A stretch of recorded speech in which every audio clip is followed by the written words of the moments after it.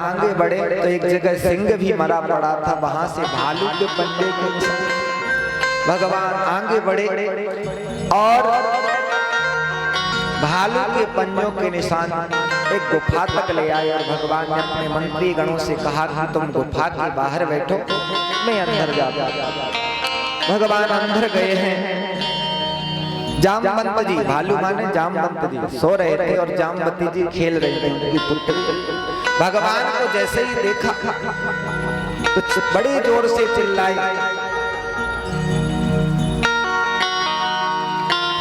जामवंत जी उठे और भगवान को देखते ही चार मुक्का भगवान की छाती में जड़ दिए। भगवान ने भी बदले में 8 मुक्का मारे, दोनों में मल्ल युद्ध छिड़ गया। 27 दिन तक युद्ध चला। 27 दिन तक युद्ध चला। 28वें दिन भगवान ने ऐसी रगड़ लगाई कि जामवंत जी भगवान के चरणों में झुक गए और कहने लगे, प्रभु मैं पहचान गया, प्रभु पहचान परे हो गई चरना।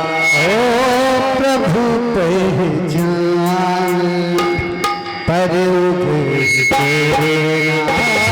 प्रभु पहचान परे हो गई चरना।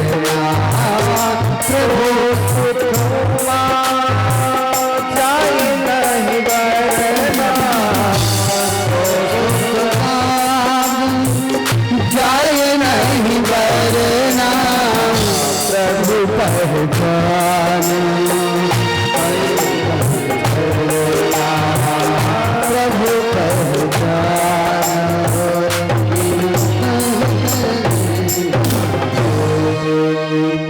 हे प्रभु मैंने आपको पहचान लिया। भगवान ने कहा, अरे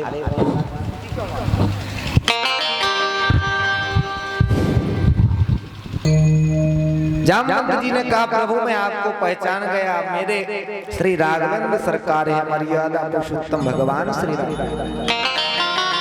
जामवंत जी क्यों पहचान गए? क्योंकि जब भगवान श्री राघवेंद्र सरकार लंकापुरी पर विजय प्राप्त करके और दुष्टों का विनाश करके अयोध्यापुरी के राजा बने, तो भगवान ने सबको, बानर भालुओं को कहा कि भैया तुमने मेरी बड़ी सेवा की, इसलिए जो भी तुम्हारी इच्छा हो हमसे वरदान मांगो।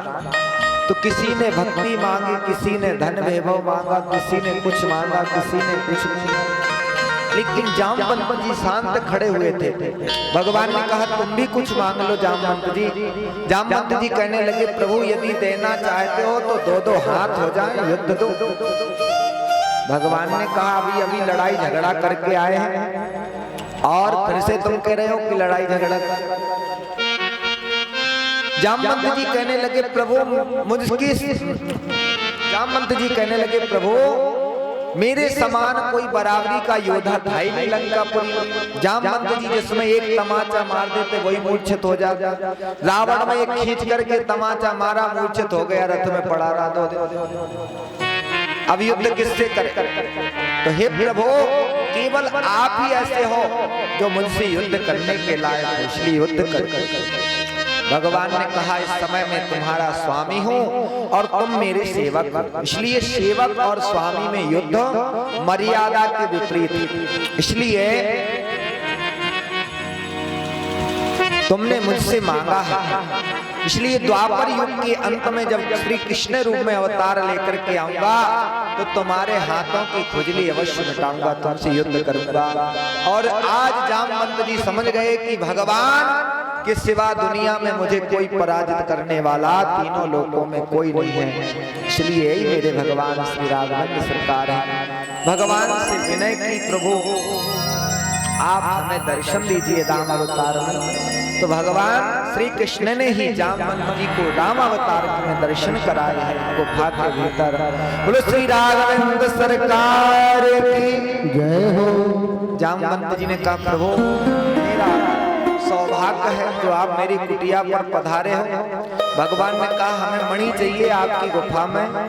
जामवंत जी ने कहा प्रभु आप हमारी पुत्री जामवती से विवाह कर लो तो मणि अपने आप मिल जाएगी। और भगवान ने कहा देरी किस बात की, तो अब तो जंगल में ही मंगल हो गया।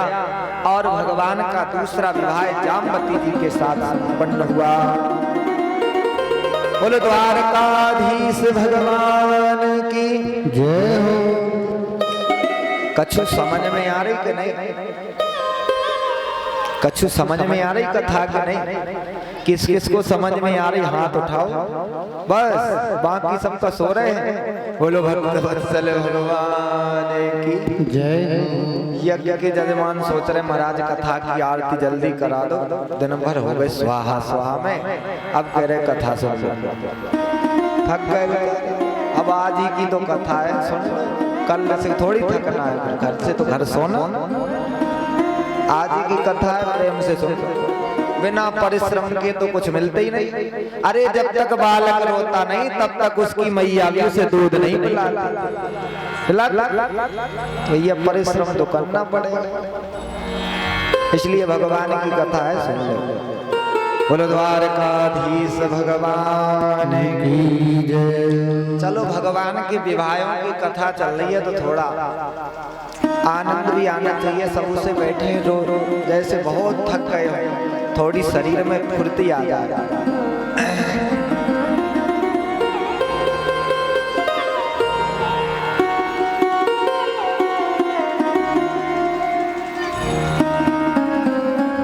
एक किसान आदमी थे,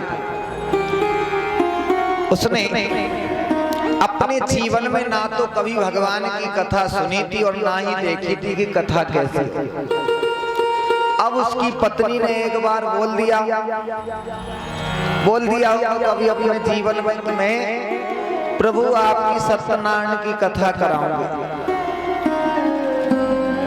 सत्यनारायण की कथा कराऊंगी।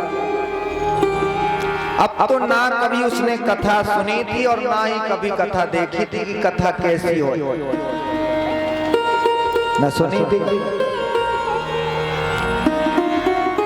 अब बेचारे किसान खेती काम में ही लगे रहते हैं।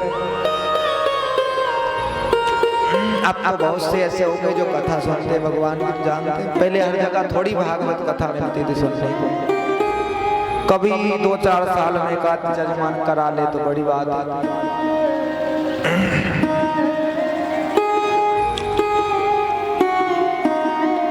तो उस किसान का जमींदार था, गांव का किसान था लेकिन जमींदार था पूरे।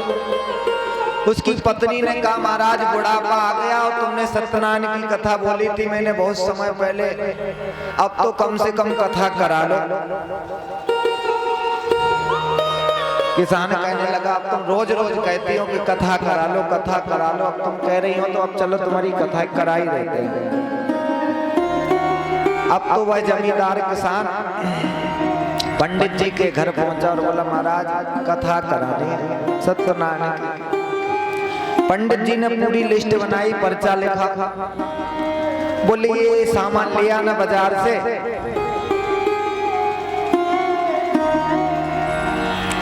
और जहाँ कथा होनी है घर के आंगन में वहाँ थोड़ा लीप देना, चौका लगा देना और चौक पूर देना जब तक हम आएंगे, और कल तुम्हारी कथा बांट देंगे। जजमान बोला महाराज बांट दीजिए, बहुत जरूरी है, क्योंकि हमारी पत्नी जब देखो जब कहती है कि हमें सत्यनारायण की कथा बोली थी करानी है, तो महाराज जल्दी कर दियो तुम्हारी जय हो जाए। पंडित जी बोले कोई बात नहीं, तुम तो पूरी तैयारी रखना, हम आएंगे और तुम्हारी कथा बांट देंगे। अब पंडित जी अपने समय से पहुंचे, जजमान सब पूजा सामग्री को सामान ले आयो, आंगन में लीप दियो, चौका लगा दियो, चौक पूर दियो, पटाखा रख दियो। पंडित जी आए अपनो पोथी पत्रा लेकर के, अपने ठाकुर जी लेकर के और भगवान को विराजमान किए और बोले भैया अब सत्यनारायण की कथा शुरू होनी है। जजमान बोले हम महाराज वही तो सुननी है, तुम्हारी जय हो जाए। बोले तो आओ तो बैठो पटापट। अब महाराज ने पहले कह दी कि अब तुम्हारी सत्यनारायण की कथा होनी। अब सीधे साधे जजमान बेचारा उनने सोची महाराज ने कथा शुरू कर दी। बोले जजमान जैसी जैसी हम कर चले वैसे ही कर चलियो, सत्यनारायण की कथा प्रारंभ है। हाँ महाराज। पंडित जी ने कहा जजमान से, पंडितों का काम रहता है जजमान को कई चीजें बतानी पड़ती। तो पंडित जी ने कहा जजमान से, भैया यहाँ पटा पे बैठो। जजमान कहने लगा महाराज पटा पे बैठो। पंडित जी बोले अरे मूर्ख हम तो से कह रहे हैं पटा पे बैठ जा। जजमान बोले अरे मूर्ख मैं तो से कह रहे हूँ पटा पे बैठ जा। पंडित जी बोले हमसे मूर्ख कह रहे हो, एक खींच के मार। और जैसे ही खींच के मारो तो जजमान ने सोची पहलो अध्याय शुरू होगा सत्यनारायण को। तो दो खींच के मारे पंडित जी में। बोले तुमसे कम है? बोले सत्यनारायण की कथा को दूसरा अध्याय सुनाओ।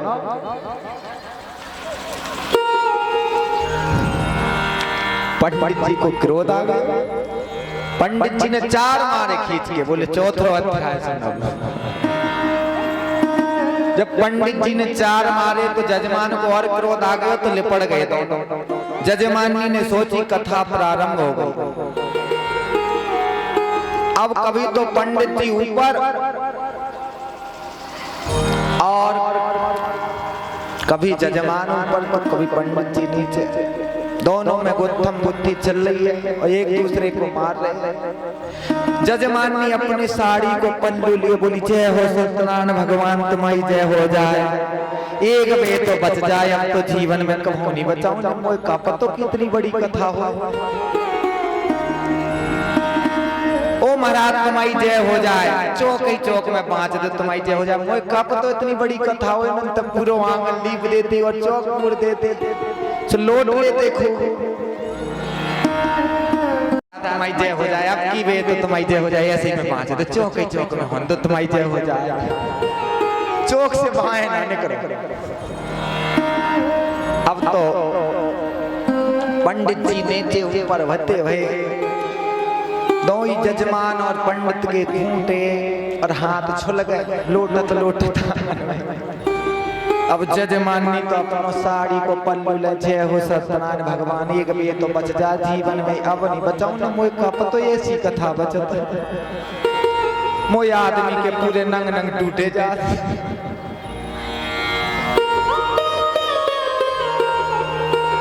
पंडित जी जैसे तैसे छूट के भागे। सो अपनो पोथी पत्र पूरा वहीं छोड़ गए और दौड़त दौड़त अपने घर में जाके सांस ली। और पंडितानी से बोले गए पछाई से जजमान को न दौड़त आ जाए तो कह दीजिए पंडित जी घरे नहीं आया। पंडितानी बोली बात का भाई, बात का भाई बताओ तो। पंडित जी बोले कछु बात नहीं भाई, को हुआ तो कह दीजिए है नहीं पंडित जी। जजमान के जजन के घर कथा बात ले गए, पंडित जी है नहीं ना। पंडित जी बोले एक काम करो, बढ़िया आटे को घी में बढ़िया हलवा बना लिया और नंग नंग टूट गए। जजमान ने ऐसी कथा बचवाई कि पूरे नंग नंग टोड़ा रहे। पंडितानी बोली ऐसी काहे को कहते तुम 5वें कथा कहे पे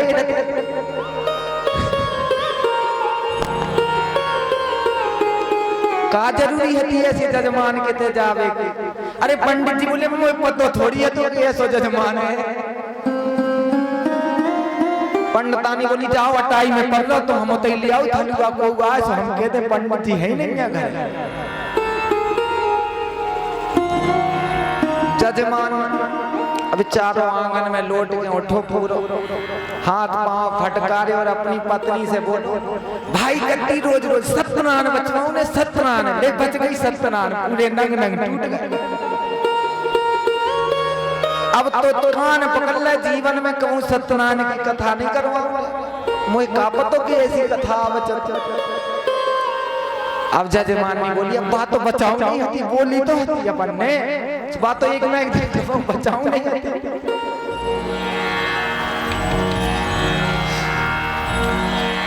अब जजमान बोलो जैसी हती हो गई उनके पांव पर सत्यनारायण भगवान। अब एक काम करो, पंडित जी से कथा बचवाओ, सो दक्षिणा जरूर देने आओ। और उन पंडित जी ने तो ऐसी कथा बाजी कि लौट के देखो ही नहीं अपना पोती पत्रा और भगवान तई छोड़ के भग गए। जजमानी बोली ज्यादा कथा बाचत बाचत हार गए, सो नहीं मिलोगे।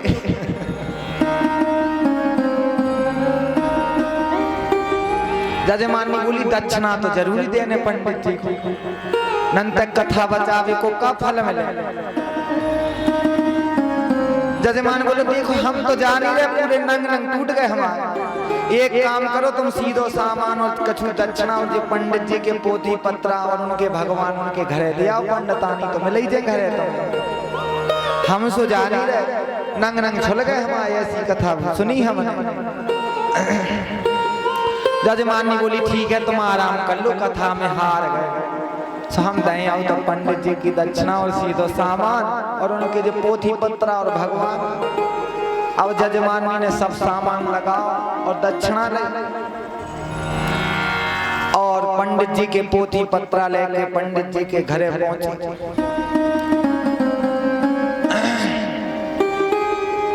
जैसे ही घरे पहुंची जजमानी, तो पंडितानी उठानी है घरे। जजमानी कहने लगी पंडित जी कहाँ गए? पंडितानी पंडित जी कहाँ गए? पंडितानी कहने लगी पंडित जी तो नहीं आते घरे, वे तो कौन जजमान के घर कथा बाच गए थे, सुनो ना आए। बोली हम ही के घरे तो कथा बच रही थी। बोली तुम आए घरे? बोली हाँ। पंडितानी को गुस्सा के मारे लाल हो गई। पंडितानी बोली तुम आए घरे बच रही? बोली हाँ। और पंडित जी उनकी जय हो जाए, कथा ऐसी बात ही पूरे आंगन में लोट मारो। और ना तो दक्षिणा ले आए, ना जब पोथी पत्रा, ना भगवान उतई छोड़े आए। बोली अच्छा। सो मैंने सोची कि पंडित जी ने दक्षिणा कथा बाजी, सो दक्षिणा दिया। सो जो पंडित जी को पोथी पत्र और जो उनके भगवान और जो सीधो सामान और पंडित जी की जो दक्षिणा। अब पंडितानी अच्छो भरो बांस को डंडा लेके आई। बोली तुम आए थे कथा बची? बोली हाँ। बोली लिया तो दक्षिणा ना धल रहे। और जैसे ही जजमानी दक्षिणा देके लौटी, पंडितानी के पांव पे गए। और जैसे ही उठ देखो भाई, तो पंडितानी ने 4 डंडा फटकारे हरे मांस के, से पूरी कह आई लाल हो गई जजमानी। और दौड़ी दौड़ी अपने घरे पहुंची। जजमान से कन लगी, बोली कथा बचावो तो सरल है, लेकिन दक्षिणा देवो तो और कठिन है। देख लो पूरी कह आई लाल हो गई। तो भैया कथा बचावो तो सरल है, लेकिन दक्षिणा देवो बहुत कठिन है। बोलो भक्त वत्सल भगवान की जय हो। भगवान का दूसरा विवाह जामवती जी के साथ संपन्न हुआ। बोलो द्वारकाधीश भगवान की जय हो। भगवान ने सत्राजित को सभा में बुला करके मणि दी और कहा कि भैया ऐसा झूठा कलंक नहीं लगाया करो किसी को।